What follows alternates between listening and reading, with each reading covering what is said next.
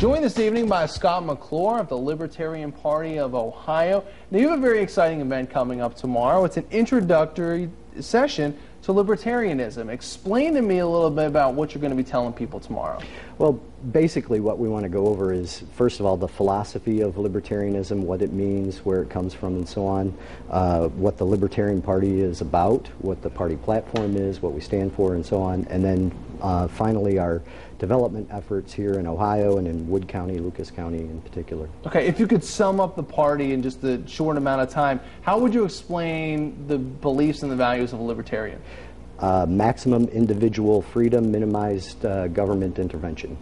Okay, that is very concise here. Now, I want to talk about some research that you have here in what's called the world's smallest political quiz, in what can be described as a big sign here. Now, when your research shows, when you're talking to different people about where they stand in the political spectrum, your research is showing that a lot of them fall in the libertarian category. Well, why does your research show that? Yeah, well, I mean, it's basically kind of indicative of what we see today going on with the Tea Parties and all these grassroots movements. The political map really is shifted, and, you know, we're all brought up to understand the right-left political spectrum with the conservatives and the liberals. But what we say is, okay, conservatives and on the right allow for a lot of economic freedom, at least they talk about, you know, economic freedom. But when it comes to personal issues, then they're more controlling. And the left, while they're okay with basically personal freedoms, when it comes to economic issues, then they want to control everything. What libertarians stand for is maximum individual freedom. Doesn't matter if it's personal or economic, versus big government control. And so you can see, you know, and I think this is indicative of what's going on in the country today, is you can see a lot of people actually agree with that philosophy. Right, and I guess a lot of people would just assume that the big chunks would be either on the left or either on the right, or, you know, you have a decent chunk here for the centrists.